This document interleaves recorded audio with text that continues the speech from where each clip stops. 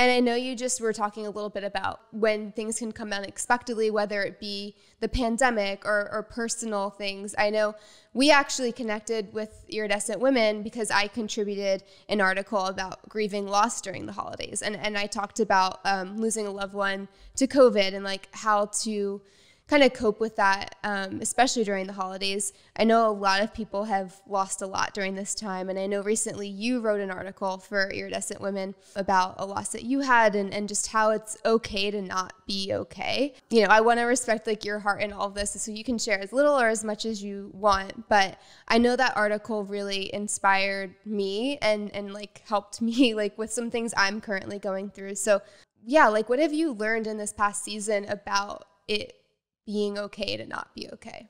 Well, thank you. It's always encouraging to hear. I'm sure you feel the same, right? When somebody feels impacted in a positive way by content that you've put out there, but more importantly, I think when it's personal, it's your story. I think that's really great to hear. Yeah, my husband and I, we had a miscarriage earlier this year, and we are hoping for family and believing for children, and and then experienced that early on in the pregnancy.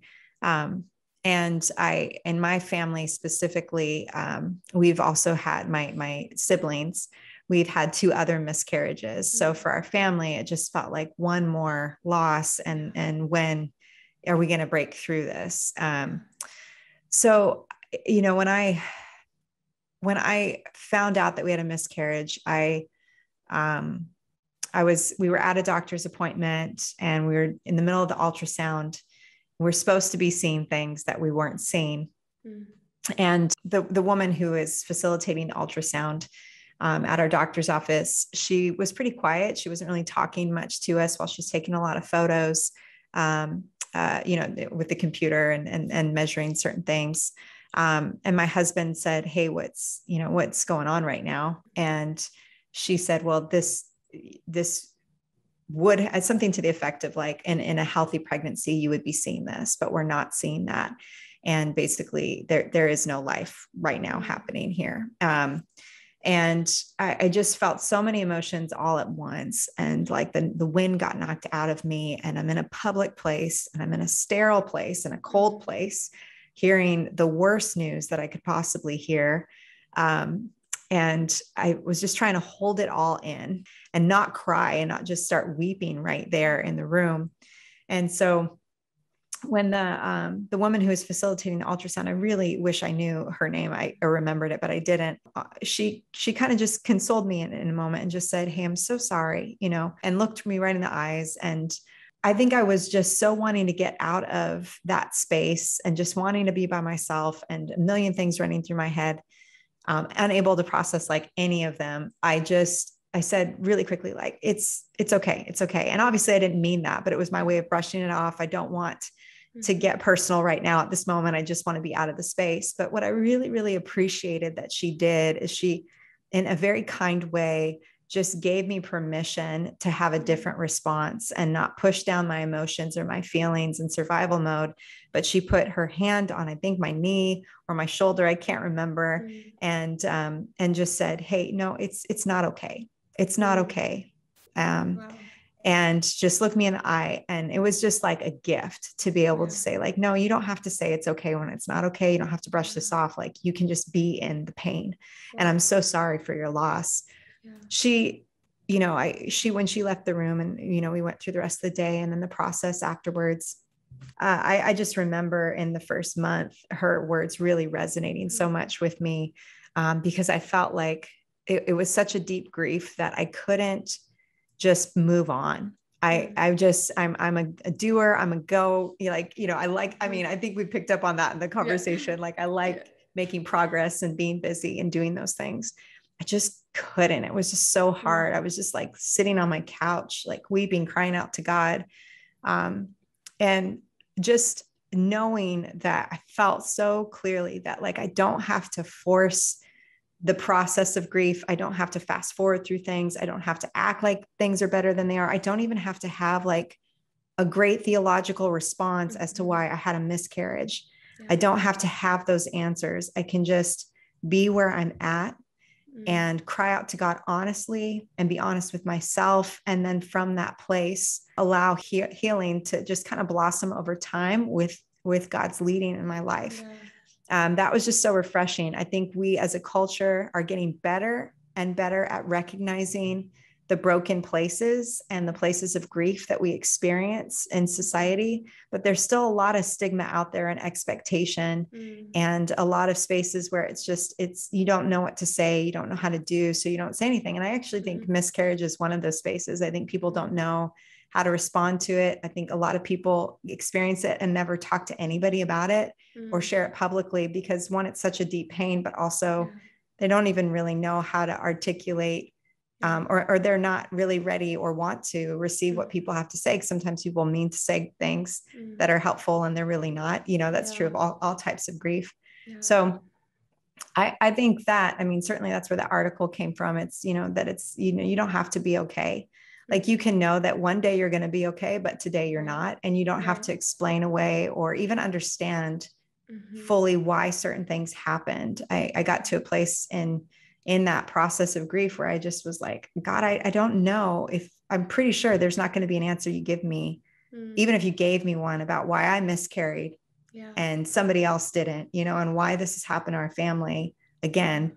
I just realized there is no answer that's going to bring me peace. It's that's just not, I'm asking the wrong question. That's just one of those things I'll know on the other side of eternity, but not here. But the question of like, hey, God, where are you in this space is a really great one because he is present and he can heal and he can restore, and he can repair, he can do that work. So I changed certainly my prayer life. It changed the empathy that I have for women who go through this, for couples who go through this. I mean, statistically, 1 in 4 women will experience a miscarriage at some point. And if you think about that, that's a lot of people in your church community or in your neighborhood or even in your family, whether or not they've shared it, that have probably experienced something like this. And I think that's one of the reasons that I've chosen to share. A bit of it is at my own time. I just think it's worth noting I didn't next week post about it. You know what I mean? I really allowed myself to grieve and get to a space where I felt comfortable, not that the grieving was done, but felt comfortable sharing parts of what I was experiencing with the miscarriage. And after having good people around me, really deep, great friendship who were there to support me. But I did feel like I wanted to share it because it is so common and yet it's not so commonly talked about. That shows me that it's still a place of deep pain and shame for a lot of people. And I think we can do better especially as Christ followers, to be able to say, I see your pain and you're not alone. And I might not have all the answers for it, but I see it and I'm with you in it. I think that's an art form that is kind of lost on our society at different times. And it's something that when you do meet somebody in their pain like that, man, I don't think there's a greater way to express the love of Christ to another person. It's just so beautiful when you can be that for somebody else. So that's a bit of the grief that I've experienced in the loss, but I think it's important and to speak to. And I hope even in this conversation that somebody who's experienced loss, it doesn't have to be miscarriage, but a deep loss, that you would know that you're not alone and that your pain is valid. And also that there could be healing for the places right now of your grief, and that's not something you need to fast forward through, but you can just be in. Right. Well, thank you so much for sharing that, Nicole. And I'm so sorry that you went through that. And I'm sure you still are in that process. And so I know it takes a lot of courage and vulnerability to share. And I know that people are going to be blessed by hearing this. So thank you. And you mentioned a lot of, really salient points about even coming back to the nurse who had the empathy to not even try to give you like a platitude to make you feel better, but just to address the truth and the pain of what you were going through. Because I think, we would talk about the church so much. A lot of times in the church, people are like, oh, and they try to slap a Bible verse on there, and it comes from a good place, but it's kind of in that it can be dismissive of the pain that you're going through. And, even getting back to the beginning of this conversation and looking at how to help women every day of like, what do they need in that moment? Sometimes what someone needs, especially someone that has lost something, is just for you to acknowledge it and to be there with them. And then to give yourself permission, like you said, to grieve and not to be constantly doing. I'm also a doer. I'm a 3 on the Enneagram. So Me sometimes, too. yeah, I knew that you were. As soon as you were I'm like, you're definitely a 3. But with that, it's like, okay, I feel this pain. I'm going to do something productive out of it. Even like, I know I feel pain, I'm going to heal it, but then I'm going to churn out an article to encourage other people. And like, Right. God definitely can use that. But I think what I've learned over time is giving God the space in the beginning to heal and not putting that pressure on myself of like, God can heal me so I can accomplish. No, God can heal me and then he'll use this however he guides me. But I don't need to do anything right now. I mean, even when you look at our bodies, like we don't heal ourselves. Like our bodies know how to heal it, but there's nothing that we do to heal it. So why do we think that like emotionally, physically, spiritually, that like we can heal ourselves? I mean, I learned over this summer, I was in an accident. And so I had a lot of physical healing that had to happen. And that really humbled me and highlighted just like how long healing takes. It was months ago and I'm still dealing with it. And it held up a mirror to like how often I'm not okay emotionally or spiritually. I think I'm okay, or I think I like take the time to grieve and process it, but it's a process, like we said. And so I just love that you were so transparent about your journey and acknowledging that it is a process. I think you talked about that in your article a lot. It's like some days you might feel okay and then other days you might not, but you just having the grace for yourself to feel how you're feeling when that comes up and to not put a timeline on it, to not have to create something out of it. And I think in that, having that grace for yourself, you can have greater empathy for others that are going through that and meeting them where they're at. So I'm just grateful for your heart and for sharing that. I know it costs something. So thank you. Well, thank you. Thanks for giving me the space and giving so many others the space to be vulnerable.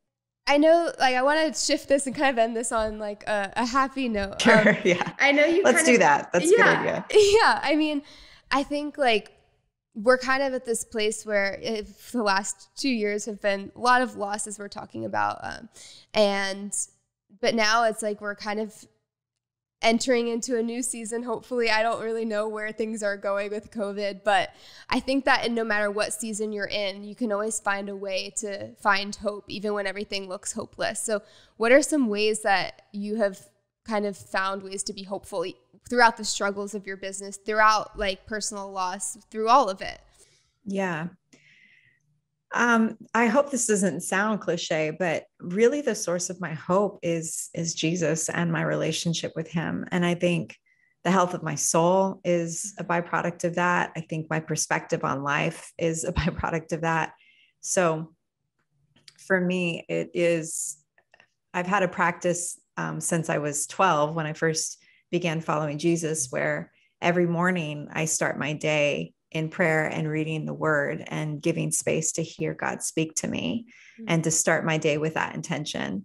And I'm great. It's like, it is the number one practice of my life, and it builds everything else for me. If I don't have that, then, and I feel disconnected from God or disconnected from my faith, it's really, really difficult for me to find, to be real, to find hope in a lot of things.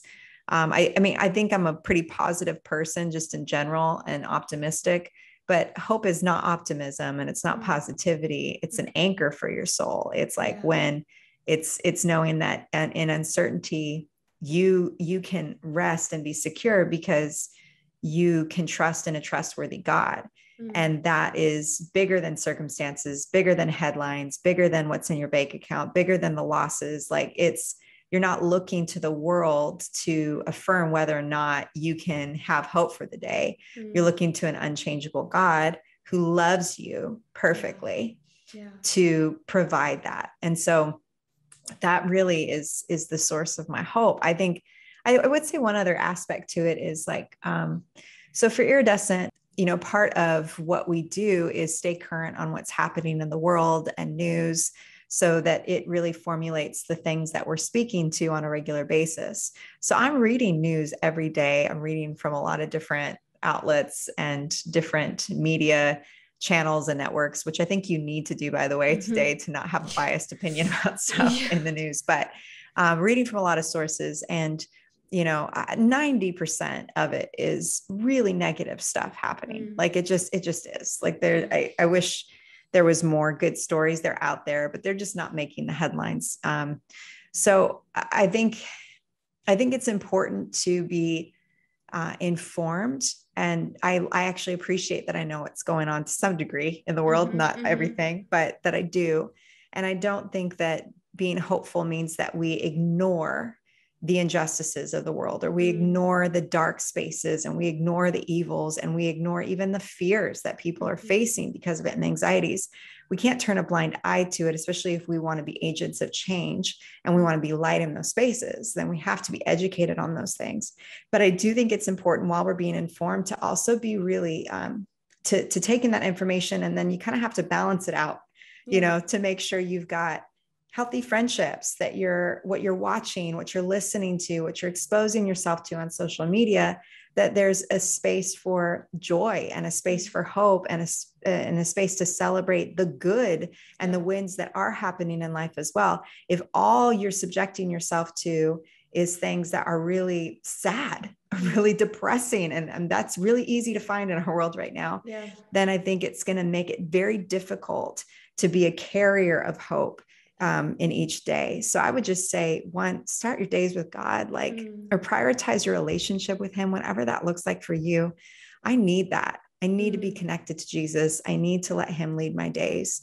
And then the second thing is to be educated, yes, but also being mindful of what you are subjecting your heart and mind to, and make sure that it's a balanced diet of also some good things, because there is good too to celebrate, even if it feels small and insignificant. Focus on that progress today, or that win, because it's gonna keep you with this idea of the world that's like, hey, I think of the verse that says, for us to be, we can be in the world, but not of the world, right? I think that's hope allows us to do that. So we've got to be able to engage in the world around us that's broken, and that where there's pieces of evil and wickedness and darkness happening. But we also have to be inside in us has to be something different, right? It has to be hope filled. It has to be light. It has to be, we have to have something different happening within us than what is happening around us to be hopeful. Yeah. Couldn't have said it better myself. I completely agree. It actually reminds me of my pastor recently had a verse or a sermon where he was talking about, in this world of where we know so much and we're so connected and we have access to everything going on in the world, it is our responsibility to be educated and to, love our neighbor, so to speak, but also know that we weren't created to know everything. God is omniscient and we're not. And so while there is power in the knowledge of what's going on around the world and being interconnected, sometimes, like you said, taking all this in, our souls weren't created for that. And it can start to be really heavy because we're taking on burdens that are actually not our own. So what does that look like? And the point that my pastor made was God says to love your neighbor as yourself. So a lot of times we get, and this is kind of coming full circle with talking about movements and not focusing on individuals.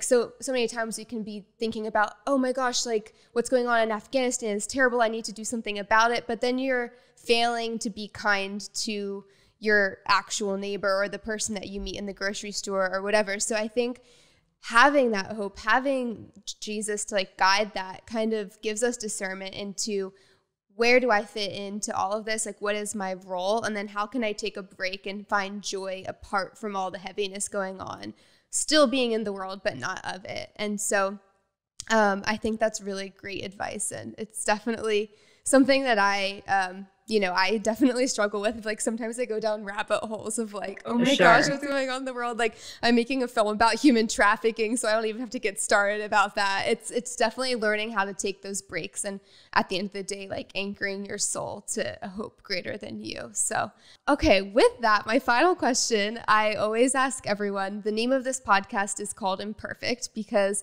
I think, as I've said before, like our imperfections or perceived imperfections actually are our greatest strengths. When we learn how to share it with each other, it gives us space for vulnerability and for people to connect. And through that, I feel like is where we find our purpose. So what is the imperfection that you are most proud of, Nicole? That's a great question. I am most proud of being afraid and doing it anyway. I think the perfect version would be to not be afraid and to be courageous and do it. But more often than not in my life, without fail, it's been the opposite, where I've been really afraid of certain things, but did it anyway, and did it out of obedience, and did it trusting that God's with me. And that's made all the difference in my life. But I think I would love the idea to come across a very confident person, and I've always got an answer, and here we go, let's do this. But I think in reality, in my soul, and God knows, certainly it's not like that. It's more of me going, oh no, God, that can't be me. I'm not going to do well at this. I'm going to fail, So I think being able to take the next step, even when I'm afraid, I think that I'm proud of that. Yeah, that is definitely something to be proud of. And just looking at what it has led to in your life. And here we are sitting having this conversation because of, what you've created through that obedience, and even when you're scared. So I'm super grateful for you. I'm grateful for your time today talking to me. And where can listeners connect with you, with Iridescent Women, and stay up to date with everything you guys are doing? Yeah. Iridescentwomen.com is where our site is. Like I said, we have new articles up every day. We have information about our podcast and other resources that we have available. So I'd love to have you go there, check it out, subscribe. And then you can follow us on Instagram at Iridescent Women. You can listen to our podcast, the Iridescent Podcast. It's on Spotify, iTunes, and Google Play. And then we just released a book. I actually have it right here, I think. Yeah. Brilliance Awakened. And it's 21 devotions to embrace your God-given potential. So you can get that on Amazon, Barnes & Noble, kind of anywhere that books are sold. But we're grateful to be able to offer this to women, to create space for them to authentically connect with God, and to address and move past some of the things that feel like are holding them back from their God-given potential and the dreams that God's placed in their heart. Amazing. I can't wait to read that personally. I'm like, I got to order that right now. Thank you again, Nicole, for everything today, and just for being who you are. I know that this conversation blessed me, and I know it'll bless everyone else. So thank you. Thank you. Thank you for having me. And I love what you're doing. And I love even the why behind your podcast and what it's about. I think we need more voices like you in the world, having these kind of conversations. So thank you for having me. Thank you. And thank you everyone for listening. I'll see you next week.